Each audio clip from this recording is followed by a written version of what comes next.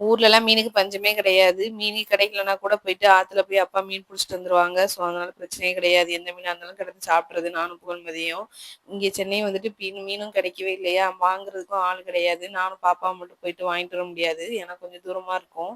நம்ம வீட்லேருந்து மீன் வாங்குற இடம். சரி அதனால இன்னைக்கு வந்து நரேஷ் வேலைக்கு போல. வீட்ல தான் இருந்தனால கூட்டிட்டு போயாச்சு. சரி டூ வீலர் இருந்தனால அவங்க நான் எல்லாரும் போயிட்டு வந்தோம். போயிட்டு ஒரு 1/2 கேஜி வந்துட்டு நெத்திலி மீன் தான் வாங்கிட்டு வந்தோம்.